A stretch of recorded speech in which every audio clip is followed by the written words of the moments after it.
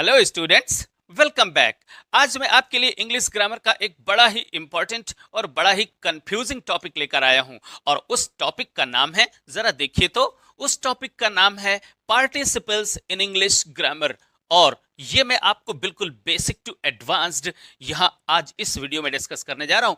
आपके सभी प्रकार के डाउट्स को, यानी आपके हर प्रश्न के जवाब यही इसी वीडियो में आपको मिलेंगे, क्योंकि आज इस वीडियो में मैं आपको बताने जा रहा हूं पार्टिसिपल्स को सिंगल वर्ड्स के रूप में यूज करके। ये जब सिंगल वर्ड के रूप में यूज किए जाते हैं तो कैसे होते हैं और कैसे यूज किए जाते हैं, और जब ये फ्रेजेस के रूप में होते हैं तो सेंटेंस में इनकी पोजीशन कहां कहां पर होती है। देखो जरा, ये सारी की सारी बातें मैं डिस्कस करने जा रहा हूं। सबसे पहले तो मैं आपको पार्टिसिपल्स सिंगल वर्ड के रूप में उनकी डेफिनेशन बताऊंगा, टाइप्स बताऊंगा, यूजेस बताऊंगा, सेंटेंस में उनकी पोजीशंस बताऊंगा और बच्चे लोग कहां कहां पर एरर करते हैं ये वाली बातें बताऊंगा। फिर इसके बाद शुरू होगा दूसरा सेगमेंट और वह है पार्टिसिपल फ्रेजेस, जो कि बहुत ज्यादा इंपॉर्टेंट है। ट्रेडिशनल इंग्लिश ग्रामर के अकॉर्डिंग ये पार्टिसिपल फ्रेजेस कुछ दूसरे होते हैं और मॉडर्न इंग्लिश ग्रामर के अकॉर्डिंग ये पार्टिसिपल फ्रेजेस कुछ दूसरे होते हैं। सब कुछ आपको बताऊंगा, जितने भी डाउट्स किसी के मन में आ सकते हैं पार्टिसिपल्स को पढ़ने के बाद। बहुत सारे क्वेश्चंस दिमाग में उठते हैं ना, आज आपके उन सभी प्रश्नों का जवाब मिल जाएगा, सारे डाउट्स क्लियर हो जाएंगे। बस आपको इस वीडियो को शुरू से लेकर और एंड तक देखना है। तो चलिए शुरू करते हैं। तो चलिए बच्चों, शुरुआत करते हैं बिल्कुल बेसिक लेवल से और जानते हैं कि ये पार्टिसिपल्स क्या होते हैं, और वो भी सिंगल वर्ड के रूप में ये पार्टिसिपल्स क्या होते हैं। ये जानने के लिए आपको डेफिनेशन को पढ़ना होगा, बहुत अच्छे से समझना होगा। देखिए, बिल्कुल एक एक बात बिल्कुल शुरू से मैं आपको बताने जा रहा हूं।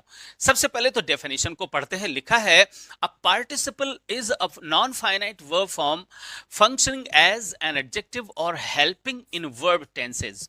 It can not serve as the main verb by itself. इस डेफिनेशन की जो मेन बातें हैं वो मैं आपको बताने जा रहा हूं। देखो, पार्टिसिपल होता है एक नॉन फाइनाइट वर्ब फॉर्म। अब ये आपको पता होना चाहिए कि आखिर ये नॉन फाइनाइट वर्ब फॉर्म क्या होती है। दूसरा, और फंक्शन करता है, यानी काम करता है, काहे का, एडजेक्टिव का काम करता है। यानी ये नॉन फाइनाइट वर्ब फॉर्म जिसको हम पार्टिसिपल कहते हैं वो एक एडजेक्टिव का काम करता है। दूसरा एक काम और भी करता है, और वो क्या करता है, वर्ब टेंसेस। यानी ये जो पार्टिसिपल्स होते हैं ये टेंसेस का निर्धारण करने में हेल्पिंग वर्ब के साथ मिलकर के काम करते हैं। तो ये टेंस का निर्धारण भी करते हैं, लेकिन एक खास बात होती है। वो खास बात क्या है, it can not serve as the main verb by itself. यानी ये जो पार्टिसिपल होता है ना, ये अपने खुद अपने दम पर किसी सेंटेंस की मेन वर्ब नहीं बन सकती है। यानी इसके लिए एक हेल्पिंग वर्ब की जरूरत होती है, अन्यथा ये अपने आप में तो एक नॉन फाइनाइट वर्ब भी होती है। अब चलिए मैं आपको जल्दी से बताता हूं कि आखिर ये नॉन फाइनाइट वर्ब क्या होती है, और बहुत ही संक्षेप में बताने का प्रयास करता हूं। देखो भाई, ये जो नॉन फाइनाइट वर्ब होती है ये एक ऐसी क्रिया होती है, ध्यान से सुनिएगा, कि किसी सेंटेंस में एक ऐसी वर्ब जो अपने सब्जेक्ट के नंबर, नंबर का मतलब एक वचन बहुवचन, जो सिंगुलर नंबर प्लूरल नंबर यानी अपने सब्जेक्ट के नंबर और टेंस के अकॉर्डिंग चेंज नहीं होती है, उसे हम कहते हैं नॉन फाइनाइट वर्ब। अब ये नॉन फाइनाइट वर्ब्स भी तीन प्रकार की होती हैं, उनमें सबसे पहला प्रकार तो यही है, पार्टिसिपल्स। ओके, अच्छा, इनकी शक्लें कैसी होती हैं अभी थोड़ी देर में बाद में बताऊंगा। पहले तो मैं बताता हूं कि ये जो नॉन फाइनाइट वर्ब जिसे हम पार्टिसिपल बोलते हैं, ये पार्टिसिपल सेंटेंस में कौन कौन से फंक्शन करती है। तो जरा देखो, सबसे पहले तो ये एडजेक्टिव का काम करती है। अब एडजेक्टिव क्या होता है भाई, आप जानते हैं, किसी सेंटेंस में किसी नाउन या किसी प्रोनाउन को मॉडिफाई करने वाला जो शब्द होता है उसे हम एडजेक्टिव बोलते हैं। नाउन या प्रोनाउन को मॉडिफाई करने वाला वर्ड, जी हाँ, मॉडिफाई क्या होता है, इस नाउन या इस प्रोनाउन, यानी जो भी सेंटेंस में नाउन या प्रोनाउन होगा उसके बारे में कुछ एडिशनल डिस्क्रिप्शन यानी अतिरिक्त जानकारी देने वाले शब्द को ही हम बोलते हैं एडजेक्टिव, राइट। अच्छा, तो नाउन या प्रोनाउन को बिल्कुल एडजेक्टिव की ही तरह मॉडिफाई करती है। जैसे हम यहाँ पर एक सेंटेंस लिख देते हैं, सेंटेंस नहीं बल्कि एक नाउन ही लिखते हैं। जैसे हमने यहाँ पर लिख दिया गर्ल। अब इस गर्ल के बारे में कुछ और भी जानकारी देने के लिए अगर हम इससे पहले लिख दें पुअर गर्ल, तो वो लड़की कैसी है भाई, पुअर है। इस लड़की के बारे में एक और एडिशनल जानकारी हमारे पास आ गई, पुअर। तो ये क्या हो गया, एडजेक्टिव हो गया। इसी प्रकार से इसी एडजेक्टिव की रूप में ही अगर कोई क्रिया का स्वरूप आ जाए, अब क्रिया का कौन कौन सा स्वरूप हो सकता है जिसे हम पार्टिसिपल कहते हैं। तो देखो भाई, आप सभी लोग तो जानते ही है ना कि वर्ब्स की मेन 3 फॉर्म्स होती हैं। इसे हम फर्स्ट फॉर्म बोलते हैं जैसे गो, और उसे हम सिंगुलर नंबर में गोज बोल देते हैं। इसकी सेकंड फॉर्म ये होती है, ठीक है ना। इसकी थर्ड फॉर्म ये होती है, यानी गो, वेंट, गॉन। और इसकी एक फोर्थ फॉर्म और भी होती है जिसमें हम कहते हैं आईएनजी लगा देते हैं, यानी इसको आईएनजी फॉर्म कहते हैं। तो ध्यान से सुनिए, ये अकेली मेन वर्ब के रूप में यूज की जा सकती है, ये भी अकेली मेन वर्ब के रूप में यूज की जा सकती है, और ये टेंस का निर्धारण करेंगे। लेकिन ये जो वर्ब की थर्ड फॉर्म है, ये टेंस निर्धारित करने के लिए अकेले कभी मेन वर्ब के रूप में नहीं आ सकती है। इसी थर्ड फॉर्म को हम पार्टिसिपल कहते हैं। अब पार्टिसिपल्स ट्रेडिशनल इंग्लिश ग्रामर में तो मुख्य रूप से 2 ही पार्टिसिपल्स होते हैं। इसको यानी वर्ब की थर्ड फॉर्म को कहते हैं पास्ट पार्टिसिपल, और ये जो आईएनजी फॉर्म है इसको कहते हैं प्रेजेंट पार्टिसिपल, राइट। अब इन्हीं दोनों वर्ब्स को अगर हम किसी नाउन के ठीक पहले रखकर, एक सिंगल वर्ड के रूप में एक किसी नाउन के ठीक पहले रख देंगे, और वो उसी तरीके से उस नाउन को डिस्क्राइब करने लग जाएगा जैसे ये वाला शब्द कर रहा है, तो बस इसी को हम कहते हैं पार्टिसिपल। अब मैं आपको एक आध यहां पर, जैसे एक ये गर्ल है, चलो इसी गर्ल को हम यहां पर लिख देते हैं। यहां पर तो सिंपली एक वर्ड है जो प्योर एडजेक्टिव है, लेकिन हम यहां पर किसी वर्ब को अगर हम यहां पर यूज करते हैं, जैसे the weeping girl, weeping the weeping girl, अगर हम ये लिख देते हैं तो हमारे पास इस लड़की के बारे में एक और जानकारी आ गई।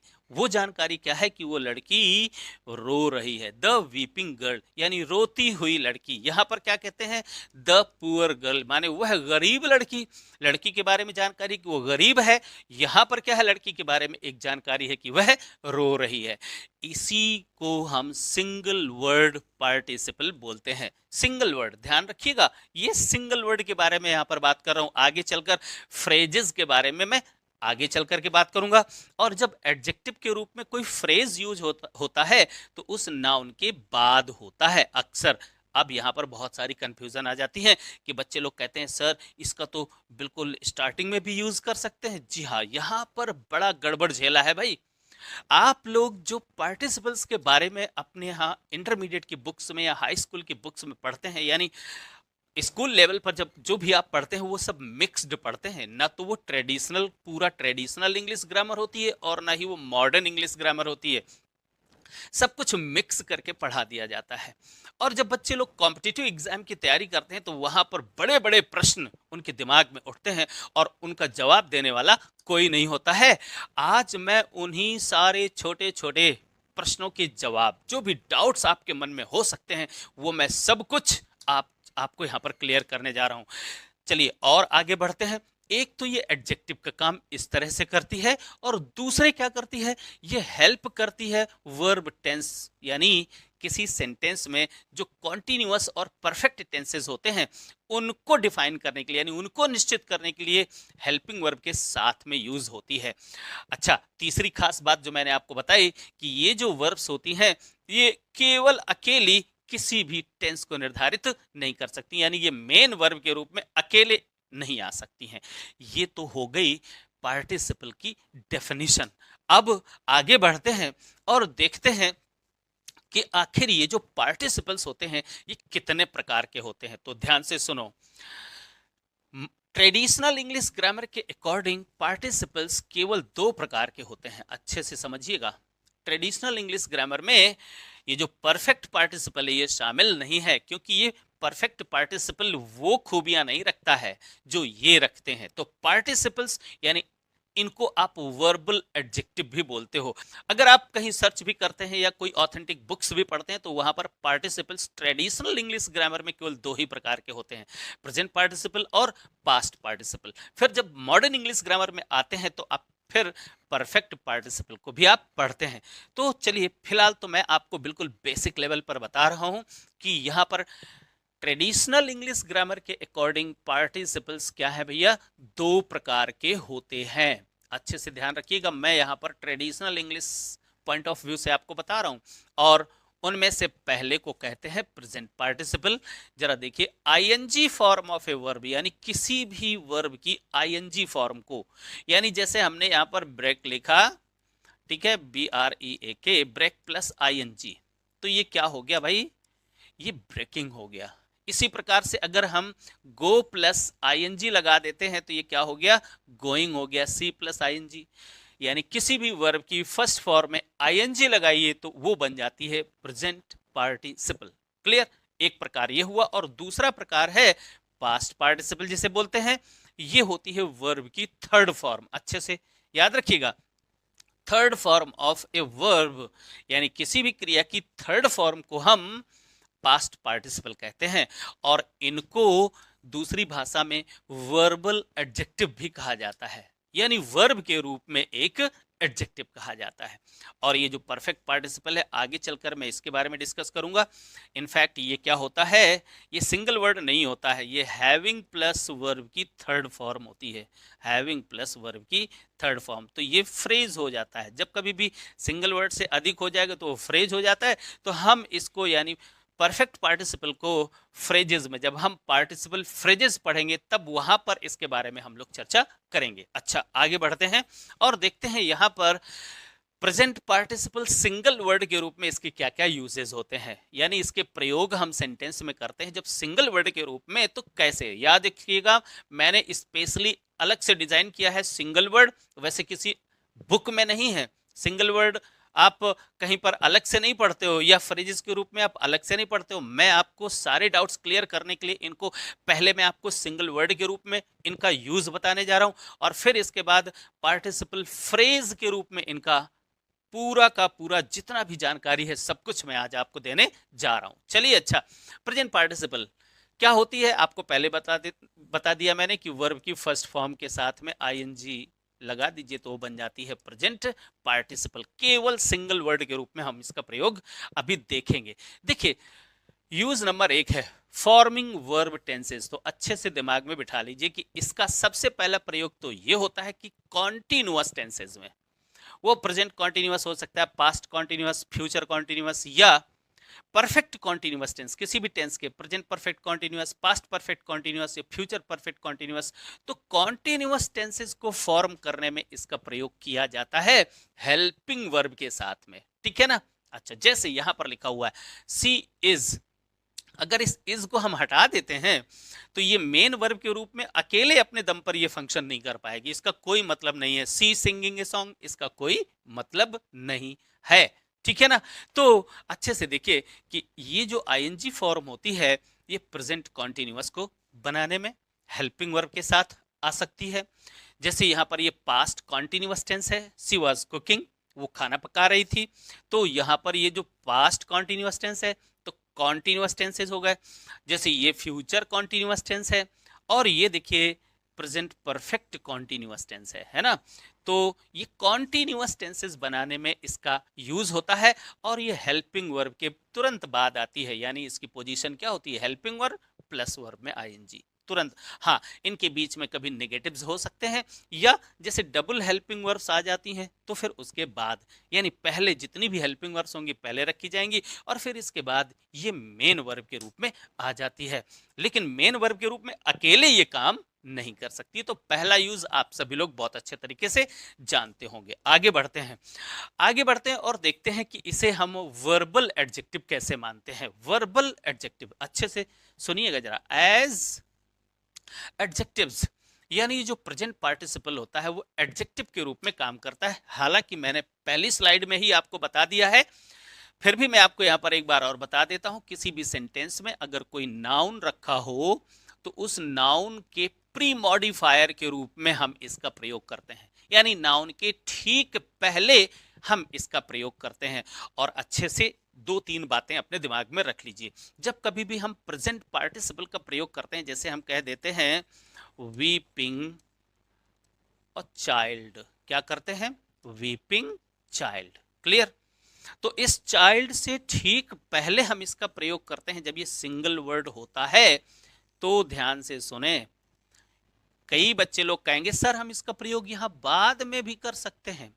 बाद में आप कर जरूर सकते हो, लेकिन वो फिर सिंगल वर्ड नहीं होगा, वो प्रेजेंट पार्टिसिपल नहीं होगा, ठीक है ना, वो कुछ दूसरा होगा, यानी वो फ्रेज होगा। कभी सिंगल वर्ड के रूप में सर हम इसका प्रयोग पहले भी कर सकते हैं, कभी कभी हमने यहाँ पर कॉमा देखा है, बहुत सारी समस्याएं हैं भाई। तो चलो, बहुत सारी समस्याओं का मैं एक साथ डिस्कशन तो नहीं कर सकता हूं, पहले तो आप एक एक बात को बिल्कुल दिमाग में सेट करते चले जाओ। चलो मैं जल्दी से इसे इरेज करता हूं और फिर भी आपको मैं बताता हूं कि ये एडजेक्टिव क्या होता है। सबसे पहले तो मैं आपको ये बताता हूं। देखो, एडजेक्टिव एक ऐसा शब्द होता है जो किसी नाउन या किसी प्रोनाउन, अच्छे से ध्यान से सुनिएगा, यहां पर भी बहुत सारा आपके दिमाग में कंफ्यूजन होगा। देखो, जैसे हमने यहां पर नाउन रखा और अगर बॉय लिखा तो ये क्या है? एक नाउन है। यहां पर हम एक बॉय को मॉडिफाई करने के लिए एक एडजेक्टिव यहां पर रख सकते हैं। जैसे कह दिया जाए द वाइज बॉय, वह है बुद्धिमान लड़का। तो इस लड़के से पहले हमने वाइज लिखा, लेकिन ध्यान दो, क्या हम ऐसे लिख सकते हैं द वाइज आई? क्या हम ऐसे लिख सकते हैं? नहीं लिख सकते हैं। क्यों नहीं लिख सकते हैं? क्योंकि ये जो प्रोनाउंस होते हैं, जो पर्सनल प्रोनाउंस होते हैं, उनके पहले ये आर्टिकल्स कभी नहीं आ सकते हैं, नहीं आते हैं ना। तो इस तरीके से, जिस तरीके से हम किसी नाउन को मॉडिफाई करते हैं, नाउन के ठीक पहले रख करके उस नाउन को मॉडिफाई करते हैं, इसको एट्रीब्यूटिव यूज कहा जाता है। जब कभी कोई एडजेक्टिव नाउन के ठीक पहले रखा होता है तो उसको एट्रीब्यूटिव यूज कहते हैं, ठीक है ना। तो हम इस तरीके से एट्रीब्यूटिवली किसी प्रोनाउन को मॉडिफाई नहीं कर सकते हैं, ठीक है ना। प्रोनाउन को हम मॉडिफाई कब कर सकते हैं? यहां पर प्रेडिकेटिवली। जैसे कह दिया जाए ही वॉज ब्लाइंड, वह अंधा था। तो ध्यान से सुने, ये जो ब्लाइंड है, इस ही को मॉडिफाई कर, यानी इस ही के बारे में कुछ अतिरिक्त जानकारियां दे रहा है। तो हम किसी प्रोनाउन को अगर मॉडिफाई करना चाहें, यानी प्रोनाउन की विशेषता बताना चाहें, तो हम प्रोनाउन के ठीक पहले ऐसे नहीं रख सकते हैं, हमें यहां रखना होगा, ठीक है ना। हाँ, कभी कभी किसी रेयर केसेस में ऐसा हो सकता है, बट वो तो सब बहुत आगे की और एडवांस्ड चीजें हैं। इसी प्रकार से यहां पर अगर कोई राम लिखा हो, सपोज राम प्रॉपर नाउन लिखा हो, तो इसके पहले भी हम कोई आर्टिकल का प्रयोग नहीं करते हैं, है ना। जब ये प्रॉपर नाउन के रूप में होता है तो हम द, ए, एन का प्रयोग नहीं करते हैं। तो फिर हम वाइज राम ऐसा नहीं लिखते हैं। वैसे लिख सकते हैं, लेकिन बड़े रेयर केसेस में कुछ डिफरेंट मीनिंग को ही कन्वे करने के लिए। अब वो जो डिफरेंट मीनिंग्स हैं वो तो आपको एडवांस्ड इंग्लिश ग्रामर में आपको मिलेंगी, आगे चलकर वो भी मैं सब कुछ आपको बताऊंगा। तो ऐसे नहीं लिख सकते हैं। तो ध्यान से सुने, इसका एट्रीब्यूटिव यूज केवल तभी हो सकता है जब हम कोई ऐसा नाउन लिखें जिसके पहले हम ये डिटर्मिनर्स यूज कर सकते हो, आर्टिकल्स यूज कर सकते हो। तो कॉमन नाउन सबसे ज्यादा तो आपने यही कॉमन नाउन से ही देखे होंगे। हालांकि आप अपनी ग्रामर की बुक्स में इन बातों के बारे में तो आपने डिस्कशन कभी सुना ही नहीं होगा, किसी को बातें करते हुए भी नहीं सुना होगा, जैसे मैं यहां पर आपको बता रहा हूं। अच्छा, ठीक इसी प्रकार से जब हम सिंगल वर्ड के रूप में प्रेजेंट पार्टिसिपल का प्रयोग करेंगे तो एट्रीब्यूटिवली हम ऐसे यूज करेंगे, ठीक है। चलो इसको जल्दी से मिटाता हूं, फिर मैं आपको यहां पर कुछ एग्जांपल्स लिख करके दिखाता हूं। जैसे मैं यहां पर लिखता हूं एक sentence, the weeping child, the weeping child child needs milk, ठीक है ना। इसका क्या मतलब है? उस रोते हुए बच्चे को दूध की जरूरत है। अगर ये सेंटेंस में लिख देता हूं तो द वीपिंग चाइल्ड, अच्छे से ध्यान से सुनो। अब ये जो प्रेजेंट पार्टिसिपल है, यहां पर एडजेक्टिव का काम तो कर रही है, लेकिन है तो ये क्रिया ही, वास्तव में वर्ब ही है। तो वर्ब की कुछ ना कुछ तो प्रॉपर्टीज इसमें भी होंगी, ठीक है ना। कुछ ना कुछ प्रॉपर्टीज इसकी काहे की होंगी भैया? वर्ब्स की होंगी। जैसे ये जो वीप कर रहा है, तो वीप ये एक एक्शन है, और ये जो एक्शन है, जो आईएनजी फॉर्म होती है, ये आईएनजी फॉर्म हमेशा कॉन्टिन्यूटी या अनफिनिश्ड एक्शन को शो करती है। यानी अगर किसी नाउन के पहले आईएनजी फॉर्म रखी हुई है तो इसका मतलब है कि वो जो आईएनजी फॉर्म है वो कंटिन्यूड एक्शन को बता रही है, यानी बच्चा रो रहा है, यानी द वीपिंग चाइल्ड, इसका मतलब है वह रोता हुआ बच्चा। तो अच्छे से सुनिए, ये क्या है, ये अनफिनिश्ड एक्शन को बताती है, यानी वो एक्शन अभी फिनिश नहीं हुआ, चल रहा है। ठीक है, पहली बात। दूसरी खास बात, ये जो वर्ब है, इस वर्ब को हम यहां पर एक्टिवली यूज करते हैं, यानी एक्टिव वॉइस में यूज करते हैं, क्योंकि इसके बाद यानी इस पार्टिसिपल्स के बाद में इसका कर्ता रखा होता है। देखो, रोने वाला कौन भैया, ये चाइल्ड ही है। ठीक है ना, ये दो बातें याद रखिएगा। नंबर एक तो ये जो प्रेजेंट पार्टिसिपल होती है, ये प्रेजेंट पार्टिसिपल कंटिन्यूअस स्टेट को बताती है, प्रोग्रेसिव स्टेट को बताती है। अच्छा, दूसरी बात, ये इस यानी जिस नाउन से पहले ये रखा होता है वो नाउन ही वास्तव में उसका कर्ता होता है, यानी डूअर होता है। ये दो खास बातें। जब पास्ट पार्टिसिपल बताऊंगा तो कुछ दूसरी बात होगी। अच्छा, तो अब आप देखिए, इस तरीके से हम सिंगल वर्ड के रूप में यहां पर एडजेक्टिव का काम करता हुआ, यानी ये क्या है, वर्बल एडजेक्टिव इसको बोला जाता है इंग्लिश ग्रामर में, वर्बल एडजेक्टिव, यानी एक ऐसी वर्ब जो पूरी एडजेक्टिव का ही काम करता है। ठीक, तो ये प्रेजेंट पार्टिसिपल हुआ। अब चलो कुछ एग्जांपल्स दिखा देता हूं आपको, यहां पर लिखे हुए हैं, हिंदी में भी लिखे हैं और उनकी इंग्लिश ट्रांसलेशन भी लिखा हुआ। देखो, जलती हुई मोमबत्ती ने कमरे को रोशन कर दिया। अगर ये सेंटेंस लिखा हुआ है तो जलती हुई, देख रहे हैं आप, यहां पर ये जो कैंडल है ये नाउन है, और इस नाउन के पहले आप क्या कर सकते हो, आर्टिकल्स यूज कर सकते हो।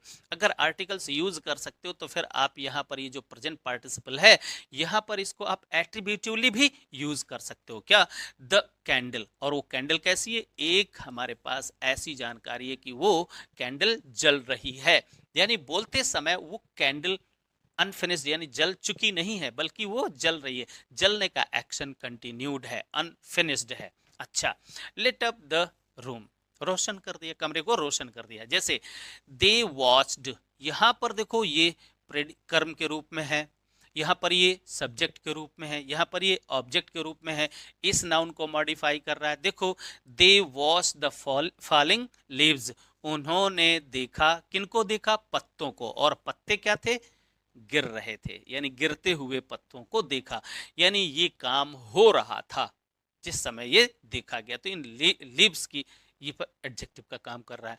ऐसे ये सेंटेंस है, the sleeping child looked peaceful, सोता हुआ बच्चा, कुछ इसी तरह का। ये जो सिंगल वर्ड है आप देख रहे हैं यहाँ पर, ये एडजेक्टिव की तरह ही यूज किया जा रहा है। जैसे look at the shining stars, stars कैसे हैं, शाइन कर रहे हैं, तो चमकते हुए, यानी वो स्टार्स जो इस समय ब्राइट यानी चमक रहे हैं।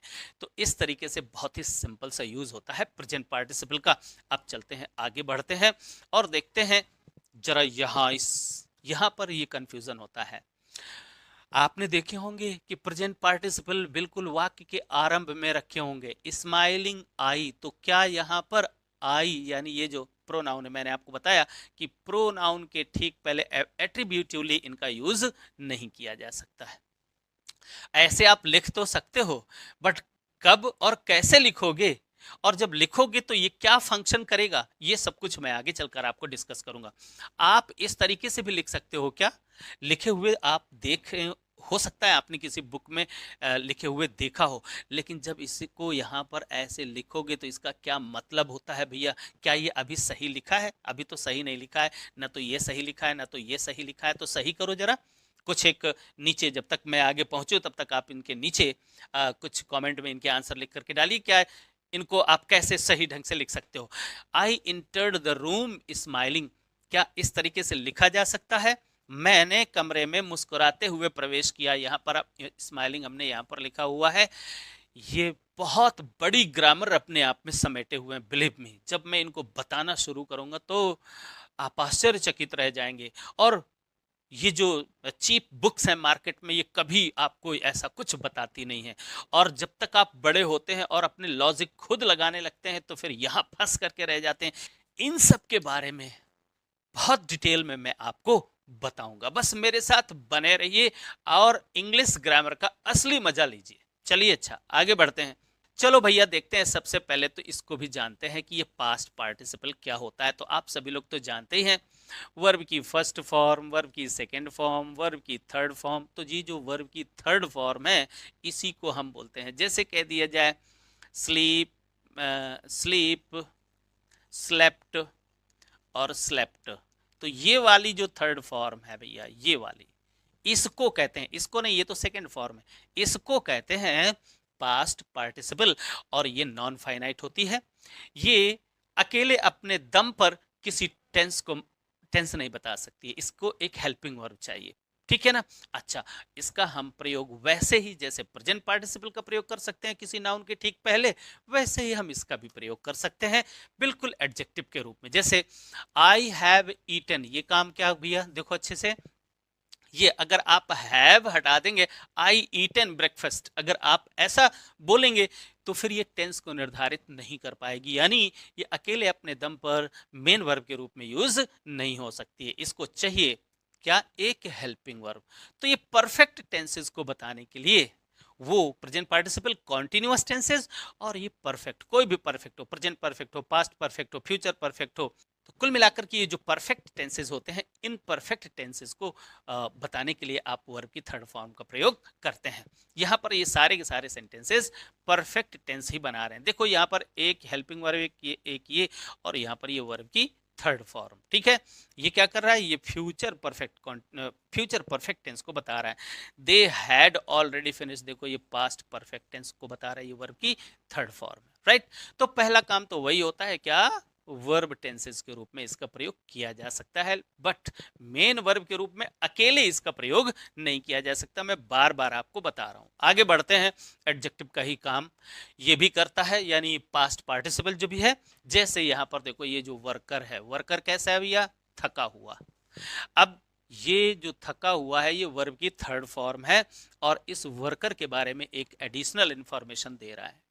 ये एट्रीब्यूटिव यूज है इसका। लॉस्ट, अ लॉस्ट पपी, यानी एक पिल्ला है खोया हुआ। अब अच्छे से देखो, जब यहां पर ये जो होता है, ये जो नाउन होता है, अब इस क्रिया का कर्ता नहीं होता। अच्छे से समझिए, ये जो नाउन होगा इस क्रिया का कर्ता नहीं बल्कि कर्म होता है।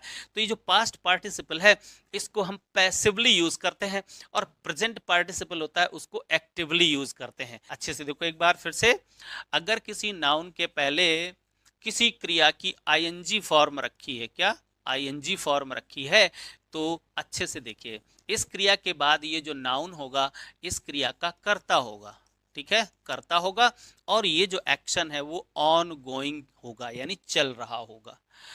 लेकिन अगर हम पास्ट पार्टिसिपल यानी वर्ब की थर्ड फॉर्म का प्रयोग करते हैं, इसके बाद ये जो नाउन रखा होता है ये इस क्रिया का कर्ता नहीं, यानी सब्जेक्ट नहीं, कर्ता, कर्ता मतलब इस क्रिया को करने वाला है ना, ये वास्तव में इस क्रिया के बाद इसका कर्म रखा होता है। तो ये एक्टिव मोड होता है और ये पैसिव मोड होता है। ठीक है ना। अच्छा, ये क्रिया कर्ता के बारे में बात करती है और ये क्रिया कर्म के बारे में बात करती है। ठीक, पहली बात ये हो गई। दूसरी बात, ये ऑन गोइंग होता है और ये फिनिश्ड होता है, यानी ये एक्शन पहले पूर्ण हो चुका होता है। बस इतनी से डिफरेंस की जो बातें हैं मैंने आपको बता दी। बाकी आप आगे चलकर के जरा सेंटेंसेस, कुछ एग्जांपल्स देख लीजिए, बहुत ही सिंपल है। देखिए, the tired worker went home. वो जो वर्कर की हम बात कर रहे हैं वो वर्कर कैसा है भैया, थका हुआ है। तो थका है कौन, ये स्वयं थका हुआ है, और थकाने वाला जो है वो कर्ता कोई दूसरा है। जैसे यहां पर I found a lost puppy, ये जो पपी है ये खुद खोया हुआ है। इसने, पपी ने किसी को नहीं खोया, मैंने कुछ नहीं खोया। ठीक है ना। जैसे आई लॉस्ट द पपी, यहां पर सेंटेंस क्या है, आई लॉस्ट द पपी। ठीक है ना। अब ये यहां पर वर्ब की सेकंड फॉर्म है। तो खोने वाला कौन, मैं हूं, और किसको खोया, ये पपी। ठीक है ना। यहां पर ये वर्ब की थर्ड फॉर्म है, तो ये कर्म के रूप में आता है, और ये जो एक्शन है ये हो चुका है, यानी फिनिश्ड एक्शन है, ये भी फिनिश्ड एक्शन है। He gave me a written note, note दिया, क्या, लिखा हुआ, लिखने वाला कोई दूसरा है, यानी कर्ता कोई दूसरा है, लिखा क्या गया, ये नोट, यानी ये जो पर्ची है ये लिखी गई है, तो ये कर्म है और लिखी जा चुकी है। ये बातें, बस ये देखिए इस तरीके से हम एट्रीब्यूटिव इसका यूज कर लेते हैं। अभी और किस तरीके से इनका यूज कर सकते हैं आगे चल करके मैं आपको बताऊंगा। चलो यहां पर देखते हैं भाई, तीसरा प्रयोग इसका क्या है। तीसरा प्रयोग है इन पैसिव कंस्ट्रक्शंस। वर्ब की थर्ड फॉर्म का प्रयोग आप तो सभी लोग जानते हैं कि जब कोई पैसिव वाइज सेंटेंस होता है वहां पर भी वर्ब की थर्ड फॉर्म का प्रयोग किया जाता है, लेकिन हेल्पिंग वर्ब के साथ में। देखिए, द सॉन्ग वाज संग ब्यूटिफुली, गाना बहुत सुंदर तरीके से गाया गया, ठीक है ना, ये पैसिव वॉइस कंस्ट्रक्शन है। तो पैसिव वॉइस कंस्ट्रक्शंस में हम वर्ब की थर्ड फॉर्म का प्रयोग करते हैं। लेकिन ध्यान रहे यहां पर अगर हम ये जो वाज है ना इसको हटा देंगे तो फिर ये कोई टेंस नहीं बता पाएगा, ठीक है। तो पैसिव कंस्ट्रक्शन में ये बहुत सिंपल सी बात है, आप सभी लोग बहुत अच्छे से जानते होंगे, तो ज्यादा कुछ इसे बताने के लिए है नहीं। द होमवर्क वॉज कंप्लीटेड, देखो पैसिव, बस आपकी दिमाग में ये डालने के लिए कि हम जो पास्ट पार्टिसिपल है यानी वर्ब की थर्ड फॉर्म का प्रयोग हम कैसे कैसे और कहां कहां पर कर सकते हैं, ठीक है ना। चलिए अब आगे बढ़ते हैं और देखते हैं कि उस पास्ट पार्टिसिपल को भी क्या हम वैसे ही यूज कर सकते हैं। इस सेंटेंस को जरा देखो, the tired worker went home, ये तो सही है। यहां पर आपने क्या किया है, ये जो नाउन है इस नाउन के ठीक पहले रख करके इसका प्रयोग आपने एट्रीब्यूटिवली कर दिया है। आप चाहे तो इसको प्रेडिकेटिव यूज भी कर सकते हैं प्रोनाउन के साथ, तो प्रेडिकेटिव ही जैसे कह दिया जाए I was tired, I was tired. आप इस तरीके से प्रोनाउन की विशेषता बताने के लिए, यानी ये मेरे को मॉडिफाई कर रहा है, यानी यहां पर मेरे बारे में बता रहा है कि मेरी स्टेट कैसी थी, ठीक है ना। तो इस तरीके से प्रोनाउन के साथ में यूज किया जा सकता है, बट इस तरीके से आप प्रोनाउन के साथ में यूज नहीं कर सकते हो। तो प्रेडिकेटिव यूज हो गया, इसको कहते हैं प्रेडिकेटिव यूज, इसको कहते हैं एट्रीब्यूटिव यूज, ठीक है। लेकिन जरा देखो, क्या इस तरह से द टायर्ड ही, यहां पर तो देखो नाउन है, ये सही है, क्या ये आप कर सकते हो? नहीं कर सकते, ठीक है। टायर्ड ही, क्या आप इसको पहले रख सकते हो और वो भी प्रोनाउन के साथ में? नहीं रख सकते हो, ये सेंटेंस भी गलत। ही टायर्ड, लेकिन जब ध्यान से सुनिए, जब ये फ्रेज के रूप में होगा तो आप इसको ऐसे भी रख सकते हो, आप इसको ऐसे भी रख सकते हो, और भी बहुत सारे तरीकों से इसको रख सकते हो, लेकिन उसके लिए आपको पढ़ना पड़ेगा मॉडर्न इंग्लिश ग्रामर। तो असली ग्रामर तो वही है भाई, ये तो ट्रेडिशनल इंग्लिश ग्रामर कई बार मतलब ऐसे इलॉजिकल, मैं आपको आगे चलकर बताता हूं, इलॉजिकल बातें आपको बताती है, ठीक है। अच्छा चलो आगे बढ़ते हैं और देखते हैं अब क्या है। बहुत इंपॉर्टेंट चीज है ये, यहीं पर बच्चे लोग बहुत ज्यादा कंफ्यूज होते हैं कि आखिर सेंटेंस में इन पार्टिसिपल्स, विशेष रूप से मैं केवल दो ही पार्टिसिपल्स की बात कर रहा हूं, कौन सी? प्रेजेंट पार्टिसिपल और पास्ट पार्टिसिपल की बात कर रहा हूं। सेंटेंस में इसकी पोजीशंस कहां कहां पर हो सकती हैं। पहला, एट्रीब्यूटिव एडजेक्टिव। एट्रीब्यूटिव का मतलब आप जान ही गए, किसी नाउन के ठीक पहले उसका प्रयोग करते हैं, बिफोर ए नाउन, और वो भी नाउन कैसा हो, जिस नाउन के पहले हम आर्टिकल्स का प्रयोग कर सकते हो। यानी जिस नाउन के पहले आप आर्टिकल्स का प्रयोग कर सकते हो वहां पर आप ये जो पार्टिसिपल्स हैं, चाहे वो प्रेजेंट पार्टिसिपल चाहे वो पास्ट पार्टिसिपल, दोनों को आप एट्रीब्यूटिवली यूज कर सकते हैं। जैसे the barking dog woke the neighbours, ठीक, यहां पर आपने डॉग को मॉडिफाई किया प्री मॉडिफायर के रूप में, यानी सिंगल वर्ड के रूप में आप इसको यहां पर यूज कर सकते हो। क्लियर?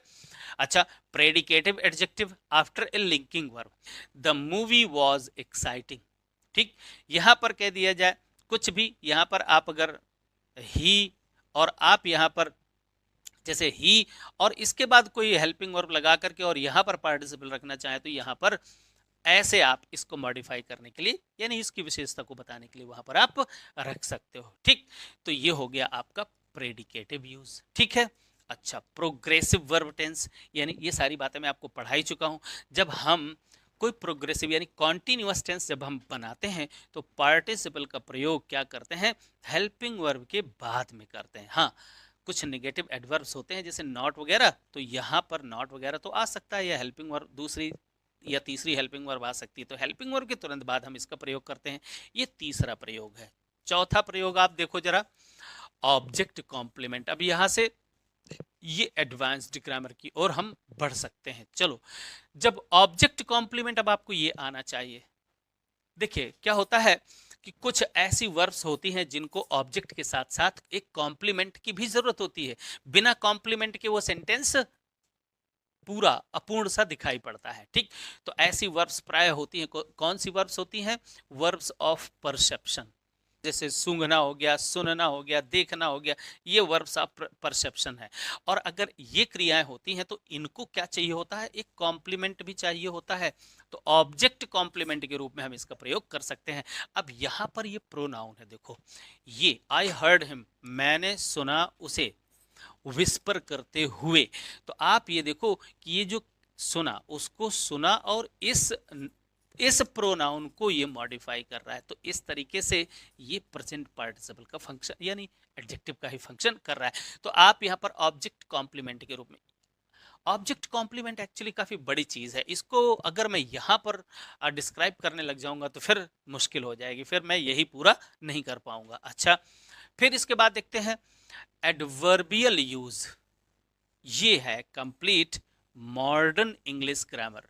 ध्यान से सुने जरा, ये मॉडर्न इंग्लिश ग्रामर है। और ट्रेडिशनल इंग्लिश ग्रामर में ये जो एडवर्बियल यूज होता है ये कहीं कुछ होता ही नहीं है। ट्रेडिशनल इंग्लिश ग्रामर के अकॉर्डिंग, चाहे वो सिंगल वर्ड आपके पार्टिसिपल्स हों या फिर पार्टिसिपल फ्रेजेस हों, वो हमेशा एडजेक्टिव का ही काम करते हैं, एडवर्ब का काम नहीं करते। ये बताती है कौन? Traditional English grammar. ठीक है ना? लेकिन जब आप मॉडर्न इंग्लिश ग्रामर को पढ़ोगे और अपने लॉजिक्स लगाओगे तो आपको लगेगा कि नहीं, सच में यार ये एडजेक्टिव का काम नहीं बल्कि एडवर्ब का काम है। अब ये सब कुछ मैं आपको आगे चल करके बताऊंगा। देखो जरा, यहां पर आप स्माइलिंग सी, वैसा ही सेंटेंस जो मैंने पहले लिखा था, अगर आप यहां पर स्माइलिंग लगा करके और ये कॉमा लगा देते हो तो अब ये आपका प्री मॉडिफायर, हाँ आप कह सकते हो सब्जेक्ट के पहले है, ये प्री मॉडिफायर यानी एडजेक्टिव नहीं है, ये एडजेक्टिव फ्रेज है। भले ही ये सिंगल वर्ड हो लेकिन ट्रेडिशनल इंग्लिश ग्रामर आपको जबरदस्ती बताती है एक्चुअली ये क्या है, ये एडवर्बियल है। आपको आगे चलकर बताऊंगा, लॉजिक भी दूंगा कि कैसे एडवर्बियल है, आपको आगे चलकर बताऊंगा।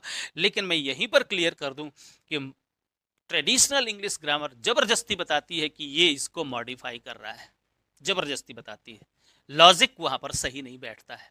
ठीक, लेकिन फिर भी मॉडर्न इंग्लिश ग्रामर के अकॉर्डिंग ये यहाँ पर एडवर्ब का काम कर रहा है। और कॉमा लगाएंगे आप, ये यहाँ पर जब कभी भी ऐसे रखेंगे तो कॉमा लगाएंगे तो ये सिंगल वर्ड होते हुए भी ये प्लेस होता है काहे का? ये होता है फ्रेज। क्या होता है? फ्रेज। ठीक है ना? तो ये पार्टिसिपल फ्रेज है, सिंगल वर्ड होने के बावजूद भी ये क्या है? पार्टिसिपल फ्रेज है। और ट्रेडिशनल इंग्लिश ग्रामर के अकॉर्डिंग ये सी को मॉडिफाई कर रहा है। ठीक, ट्रेडिशनल इंग्लिश ग्रामर के अकॉर्डिंग किसको? ये सी को मॉडिफाई कर रहा है। अच्छा, आप ट्रेडिशनली आप ऐसे साधारणतया लिखते नहीं है, अगर लिखते भी हैं तो आपको दोनों जगह कॉमा प्लेस करने पड़ेंगे। ये भी सिंगल वर्ड होने के बावजूद भी ये प्लेस वास्तव में क्या है? Participle phrase. ये फ्रेज कहलाएगा, ये पार्टिसिपल फ्रेज, ये स्थान ही फ्रेज का होता है। अगर हम यहाँ पर सिंगल वर्ड भी लिख देते हैं, कॉमा लगाते हैं, तो ये स्थान ही फ्रेज का होता है, ये स्थान भी फ्रेज का ही होता है। ठीक है? और फिर भी ट्रेडिशनल इंग्लिश ग्रामर के अकॉर्डिंग ये यहाँ पर एडजेक्टिव का ही काम कर रही है, लेकिन मॉडर्न इंग्लिश ग्रामर के अकॉर्डिंग ये एडवर्बियली काम कर रही है। ठीक, देखो लिखा है मॉडिफाइज द मेन एक्शन। अच्छे से सुनिए, यहाँ पर जो भी पार्टिसिपल्स यूज किए जा रहे हैं ये पार्टिसिपल्स नहीं, फिर इनको मॉडर्न इंग्लिश ग्रामर में इनको नॉन फाइनाइट क्लॉजेज कहा जाता है। Non finite clauses, right? अच्छा, खैर इसके बारे में तो बहुत बड़ी कथा है, आगे चलकर मुझे बताना पड़ेगा और मुझे लगता है वीडियो काफ़ी लंबा हो चुका है, यानी मैं आपको पार्टिसिपल फ्रेजेस अगले ही वीडियो में आपको बता पाऊंगा और जो भी एडवांस्ड बातें हैं वो अगले वीडियो में ही बता पाऊंगा। यहाँ पर देखो, ही लेफ्ट द रूम और लाफिंग, अगर कॉमा नहीं लगाएंगे तो ये सेंटेंस गलत हो जाएगा। ठीक है ना? अगर कॉमा नहीं लगाएंगे तो ये रूम को मॉडिफाई करने लग जाएगा, यानी कमरा हंस रहा है। हंसने का काम कौन कर रहा है? कमरा कर रहा है।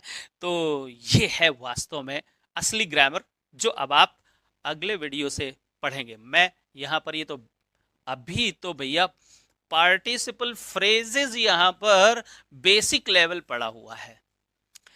पार्टिसिपल फ्रेजेस यहाँ पर अभी बेसिक लेवल पर पढ़ा हुआ है, एडवांस्ड लेवल तो अभी मैं शुरू भी नहीं कर सकता हूं। तो ये वीडियो सिर्फ इतने में ही काफी बड़ा हो गया है। और भाई लोगों, अब मैं आपको पार्टिसिपल फ्रेजेस जो है मैं नेक्स्ट वीडियो में आपको बताऊंगा, और वो नेक्स्ट वीडियो आपको बहुत जल्द मिलेगा। ज्यादा वेट आपको बिल्कुल भी नहीं करना पड़ेगा, मैं आपको प्रॉमिस करता हूं। तो चलिए आज इस वीडियो को यहीं पर फिनिश करते हैं। Bye bye.